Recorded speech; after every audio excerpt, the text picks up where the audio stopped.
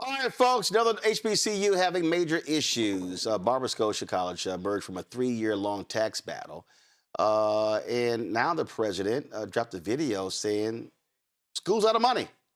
Barber-Scotia College President Chris Ray shared a video explaining the dire situation facing the HBCU.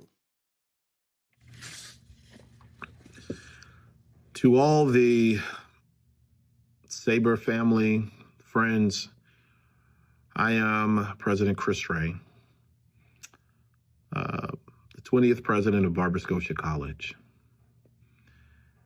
One of the things that has allowed me to, I believe, be as successful in this journey as president of this institution that we are working on trying to bring back alive is transparency.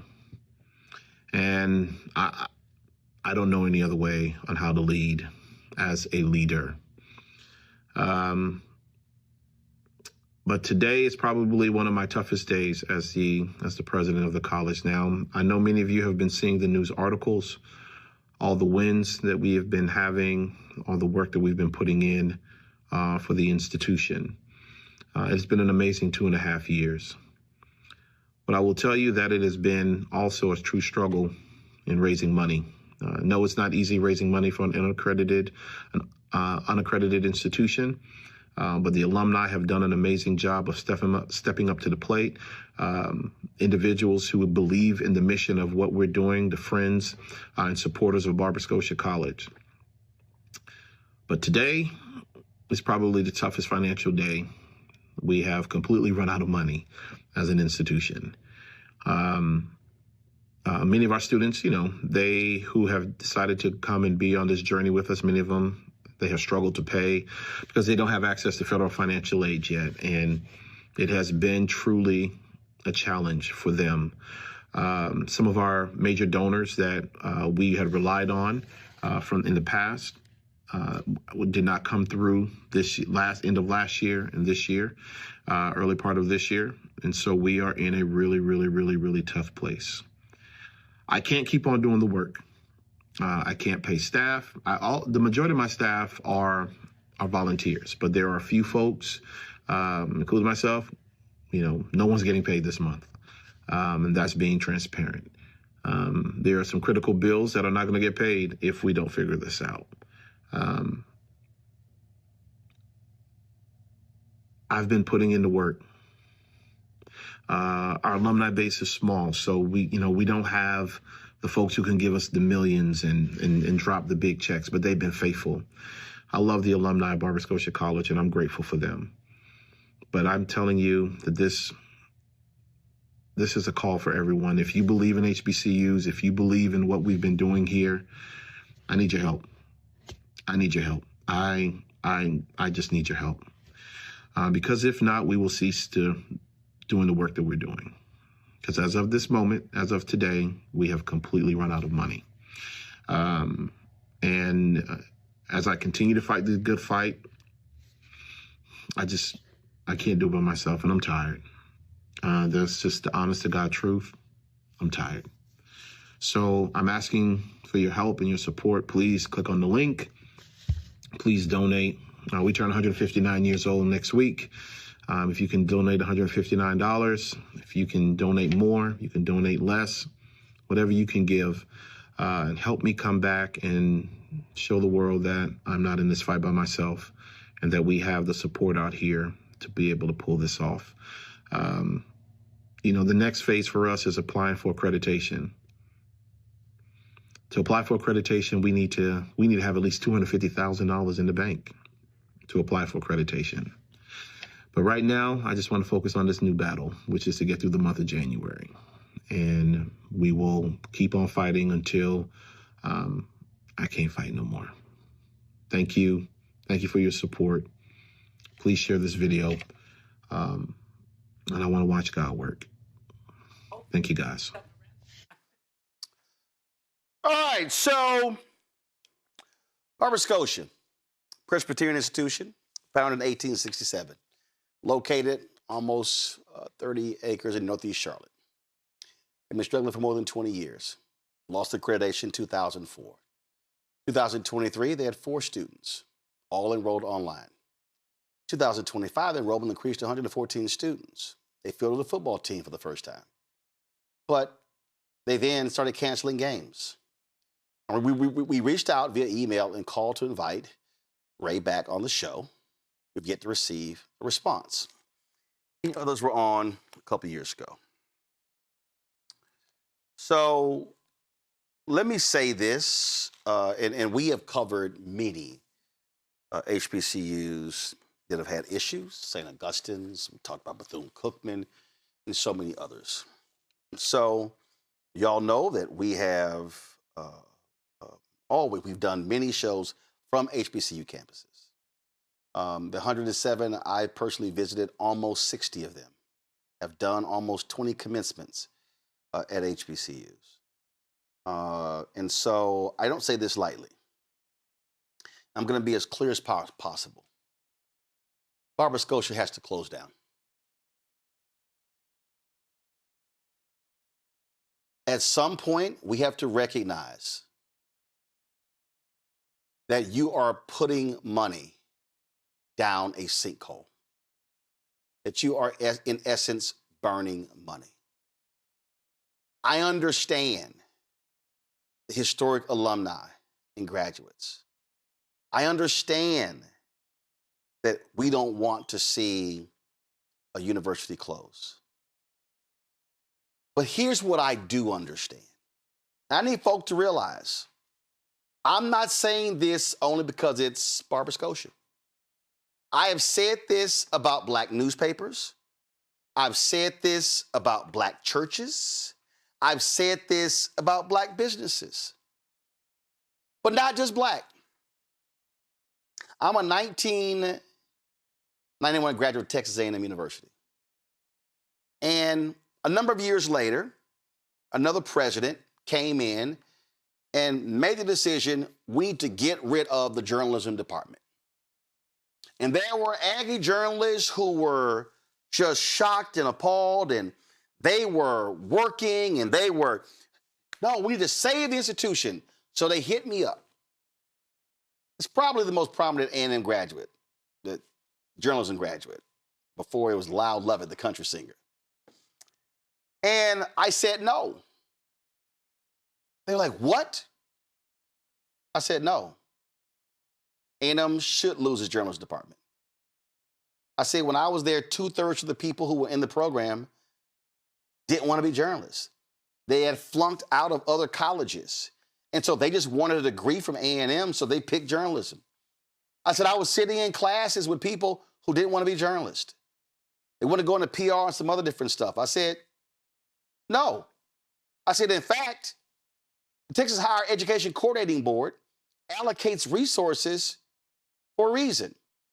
I said, if you look at the map, and A&M is really sort of like in the center, I said, you can go to that little school in Austin, TU, some call University of Texas. They got a top journalism program. You go to the University of North Texas, then North Texas State, a top television program.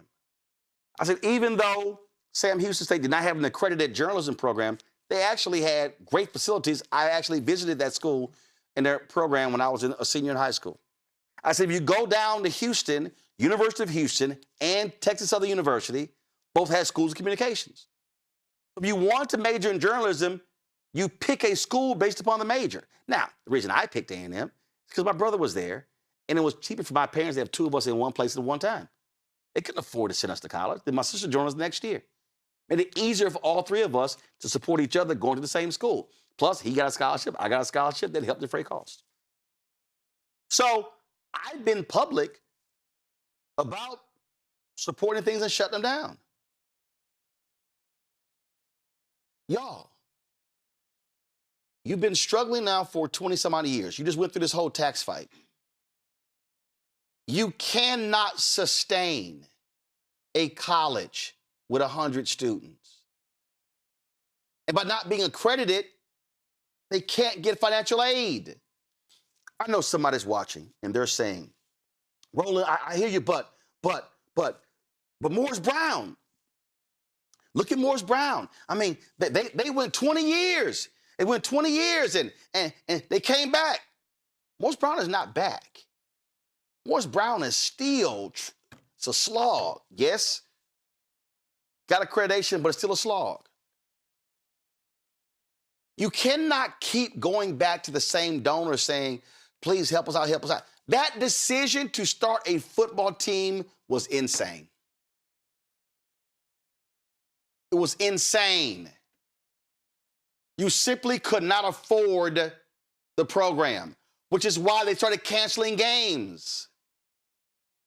At some point, we've got to make business decisions that are smart business decisions. Now, somebody's watching, and they're saying to me, "Man, that's hardcore." Yeah, but I'm gonna show y'all.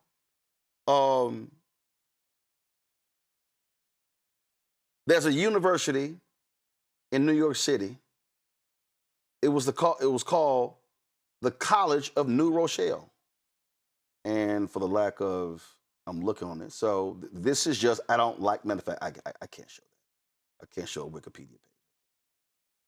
So let me pull this up here. In 2019, the College of New Rochelle shut down. It was a Catholic university. They started in, let me see, when did they start? They started in 1904. They lasted until 2019. They couldn't make it. I remember years ago reading Vanity Fair, and I believe it was in Virginia. I think it was a women's college. Shut down. There have been other HBCUs that have shut down. Recently, we saw a predominantly black school in Indiana that shut down. 2015. Hold on, pull it up. Sweet Briar Marks. Yo, this was a major institution in Virginia. They shut down. I saw one story that said they expect some 400 colleges to shut down over the next decade because of declining enrollment. So if we are going to ask our folk to support HBCUs, then we've got to be supporting those institutions that actually have a chance to survive on the path to thrive. And I did not callously decide to do this commentary. But if you listen to the voice of the president, it sounded like a hostage video. He was defeated, deflated, and you can't just keep going back. He said, we're gonna need a minimum of $250,000 to try to get our accreditation back. There is no guarantee. And so if I'm going to ask African Americans to drop $250,000 or $500,000, it makes more sense to put those resources in a school that can survive. And I know, and I've had people at Barber-Scotia who've emailed me, and we're trying to bring it back, but y'all, we have got to have some real conversations, because a lot of our institutions, and I'm not just talking HBCUs, a lot of our institutions are financially in trouble. Y'all have heard me say, because of the anti-DEI attacks, right now, there are a lot of black nonprofits. There are a lot of black-owned newspapers, a lot of black media outlets. There are a lot of our so-called black businesses, which really are consulting businesses, which really is me, only one person. Those folks ain't getting contracts because of what's been drying up. And so how do we have real conversations about capacity building in our community when we're trying to keep everybody alive and you can't? And so when I'm looking at nonprofits, I'm looking at other entities, do you know what people do? The first thing they do is they assess the financial health and viability of the institution. And Barber-Scotia put together this strategic plan in 2022. Y'all, I'm sorry, and I hate to say it, some things have to come to an end. And I remember reading Vanity Fair. I remember reading the article on Sweet Briar College. And the article talked, y'all, this was a 2,847 acre campus. And the Board of Trustees declared this. They cited insurmountable financial challenges. Now, if you telling me that a white women's college that was nearly 3,000 acres, that had significant alumni, could not survive. And look, it said right here, Sweet Briar cut its tuition, fees, and room and board cost by a third in 2017. Couldn't survive. They invested in the campus and athletic facilities. Couldn't survive. Developed a 3-year enhanced strategic plan. Couldn't survive. Y'all, sometimes you have to bring things to an end. I'm going to go to my panel, and I'm going to start with you, Greg. It's hard to say these things, but sometimes Black folk have got to just acknowledge a reality that's staring us in the face. Just your thoughts. Well, brother, again, there's a common theme emerging tonight. The American Negro has some difficult choices to make in the shadow of Barber-Scotia at another school there in Charlotte. I was muted. Sorry, am I? Okay, at another school in Charlotte in 1960, Johnson C. Smith, Dr. Du Bois gave a talk called Whither Now and Why. He said, these laws are going to change. There will be desegregation. And at that point, the American Negro has to make the real decision. He says the real decision is about race and it's about culture. Will we disappear into this American void? He said, this is what's going to happen. Your children are going to start making different decisions about where to go to school, and some of them will drop out together. Some of y'all are going to chase the white phantom. He said that in 1960 at Johnson C. Smith, another, by the way, piece of prime real estate that the developers in the Charlotte area have been licking their chops in addition to Barber-Scotia. And it seems to me that the American Negro has become increasingly infantilized since the end of the Black Power movement era in the 1970s and 80s. What do I mean by that? I mean, our children now dream of playing for Duke, ball chasing for Duke or the University of North Carolina, or for that matter, playing football for the University of Texas or your alma mater, or a school in the shadow of my alma mater, Tennessee State Vanderbilt University. They dream of white institutions because they say they have better facilities. They have all this stuff. And here's the choice that we should have made years ago, which I don't know that we'll make now, even as I see the world changing and global geopolitics becoming more multipolar. The American Negro may very well be left behind. And what the hell? Du Bois tried to tell us and we don't listen. And they don't listen to you now, because remember when they sacked that sister at Texas A&M and you were like, athletes shouldn't come. Ain't no Negroes making no different kind of choices except where can I get this NIL money and where can I get this training facility and where all these kind of things. Here's where I'm going with this. Brother, you remember, this is only a few months ago, Jeff Yass, another white nationalist billionaire, gave $100 million to some made-up ass school in Austin, Texas called the University of Austin. Yeah, a right-wing college. Come on. And Barry Wise was associated with them before she came with the CBS. Come on, brother. Listen, Roland, what you're telling us, you're giving us hard medicine, but here is what we have to do as if we're going to take this medicine. I don't expect we will, because we still think the Sinners is going to win Best Picture at the Oscars. The American Negro is delusional. But the point is this. When you see billionaires funding their white nationalist dreams, the new school, new college in Florida, or this University of Austin, you can't match them dollar for dollar. You can match them, however, body for body, because we are the labor force that enabled them to become rich. When a ball chaser decides that she's going to throw balls into a hoop at the University of Connecticut instead of going to Grambling, when a ball chaser decides that he's going to go knock people over in Tuscaloosa, Alabama instead of Tuskegee or Alabama State.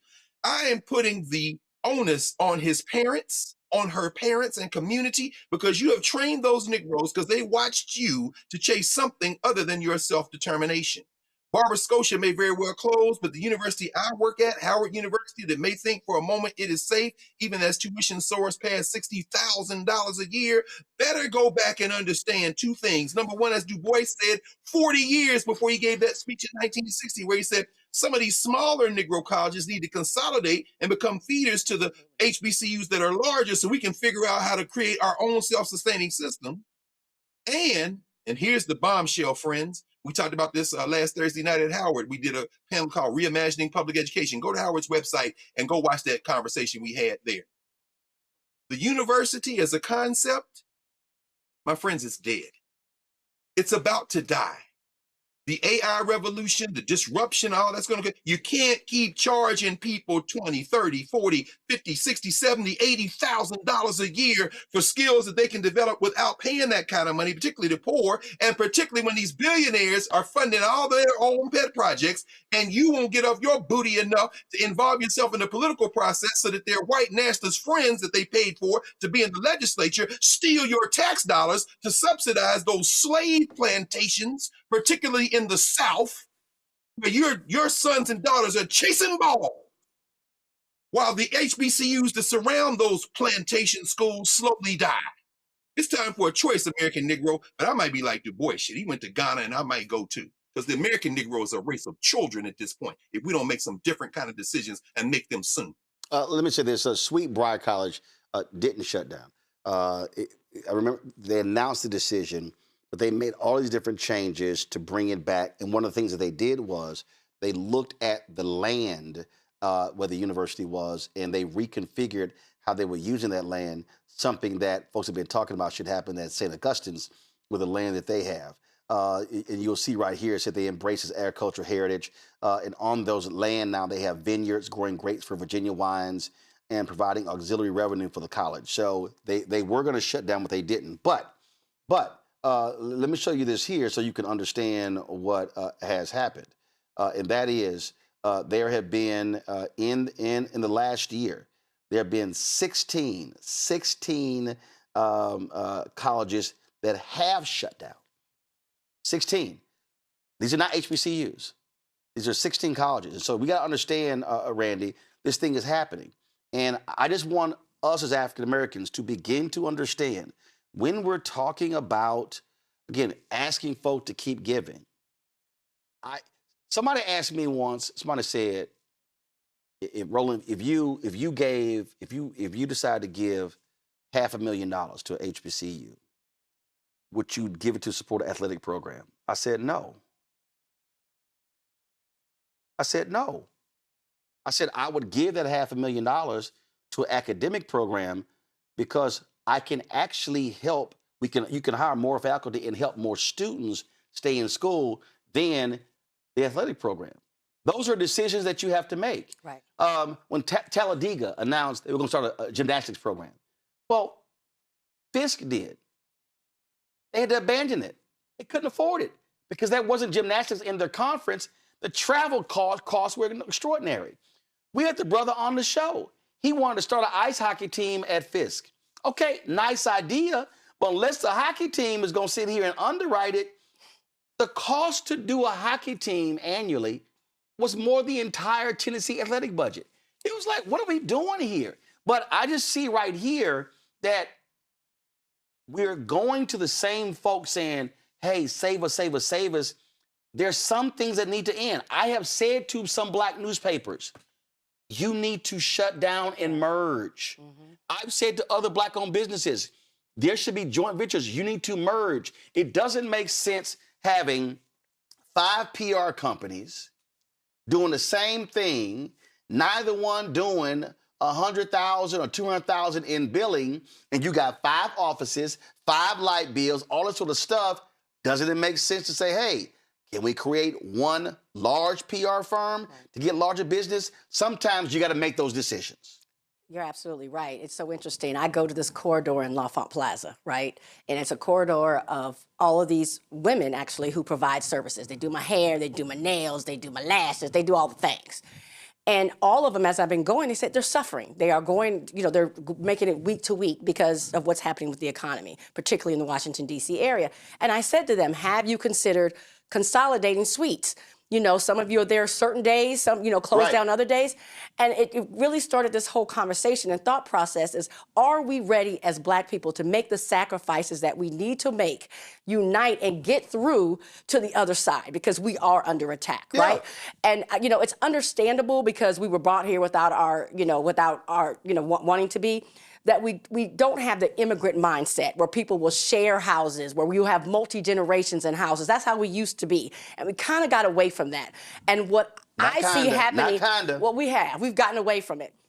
And we all want our own. But from what I see of what's happening in this country, it requires of us to make those critical changes in order to literally survive. Right. And that the goal is to survive. The goal is to survive. Thrive. Right. Right, to survive, to thrive, exactly. Not to be comatose. Right, absolutely. And so, yes, I applaud the ideas of smaller colleges, some shutting down or banding the resources together so we can go forward. But everybody trying to do their own thing is not going to work, not now. That point, Reese, I have said that, and I've been saying it for decades, I fear for what's happening with Black-owned media. And I've said to a whole bunch of folk, I said, y'all, this whole anti-DI thing, it's hitting a whole lot of people. It's hitting a whole lot of people. And folks are not paying attention. Folks are like, and then now all of a sudden, I never forget, 2023, NAACP Image Awards.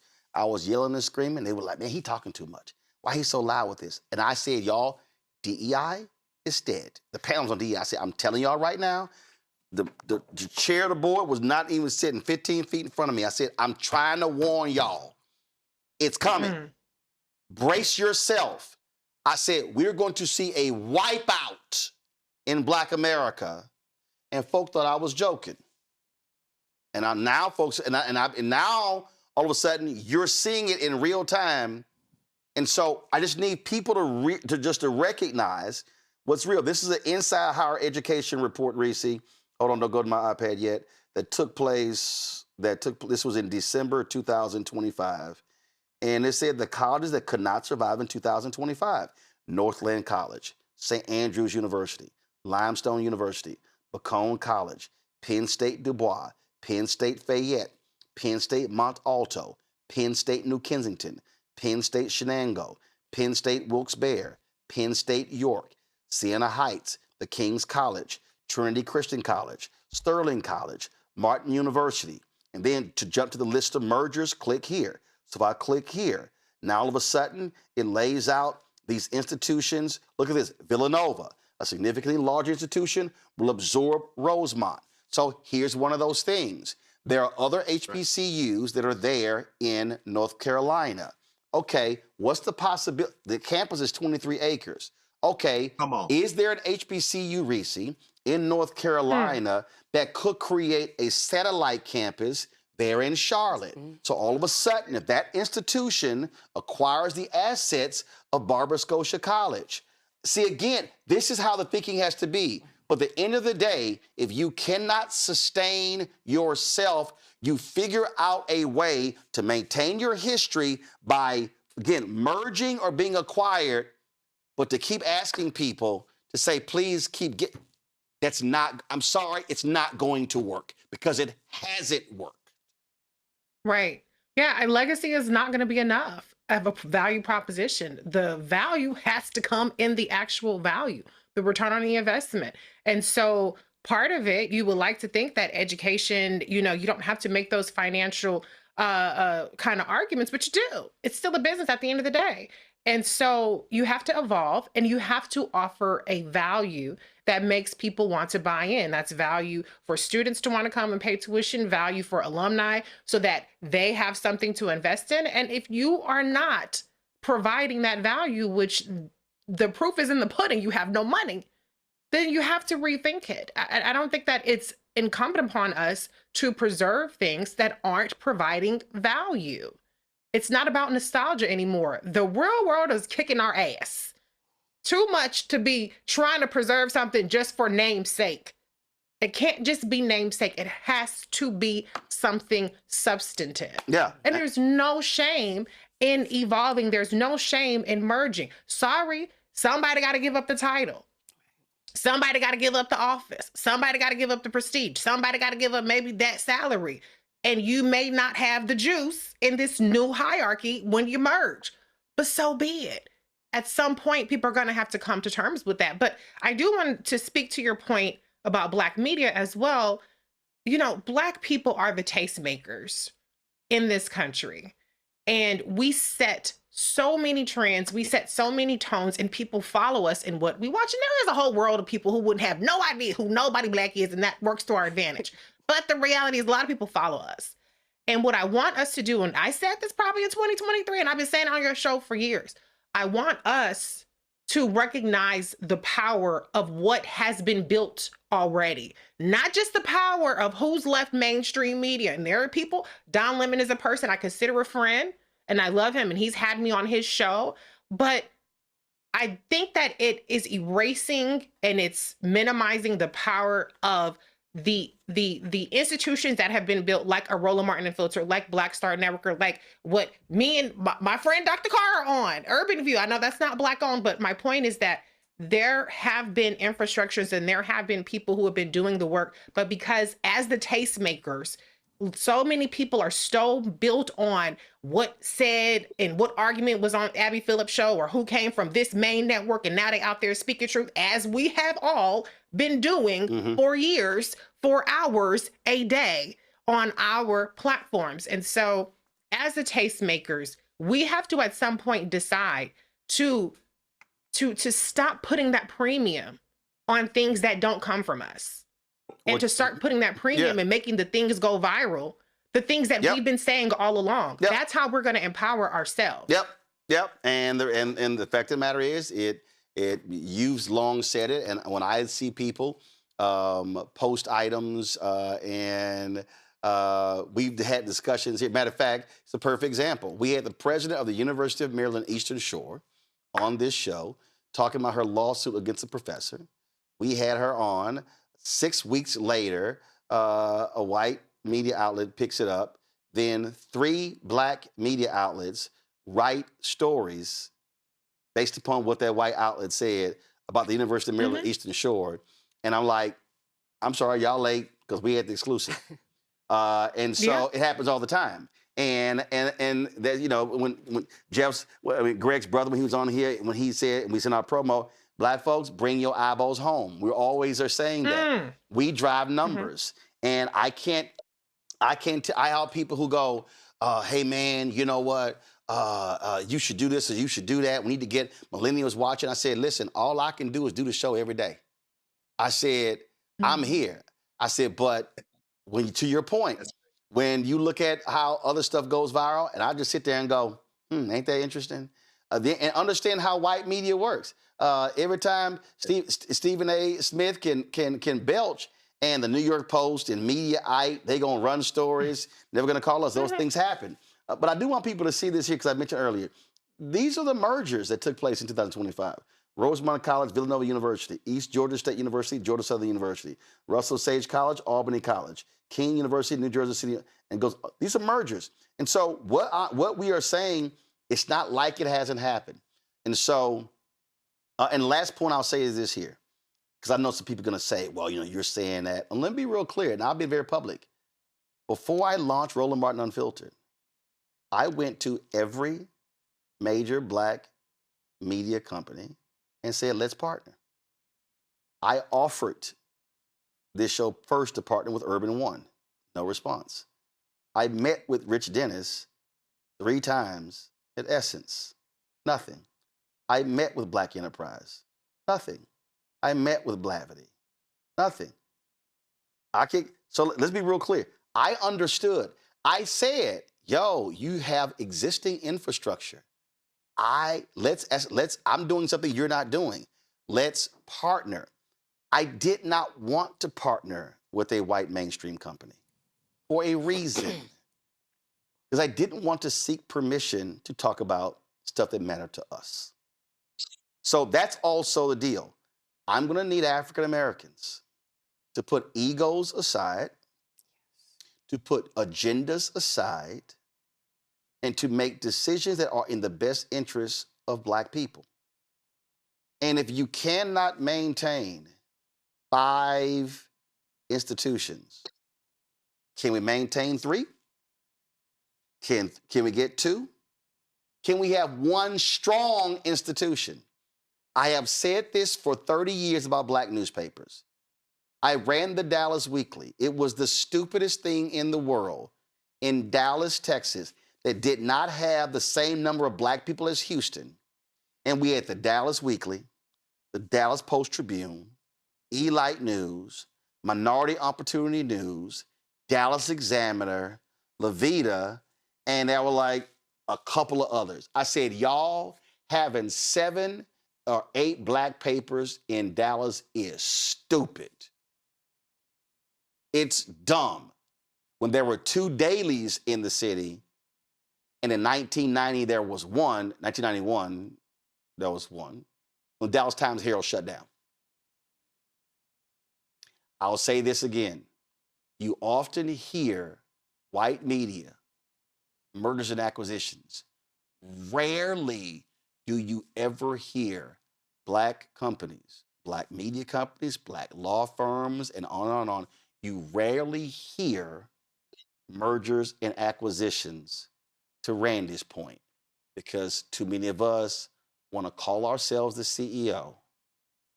I would rather be an equity owner of a business that's bigger, that has capacity, than be the CEO and got me a cute little card and I'm the only employee.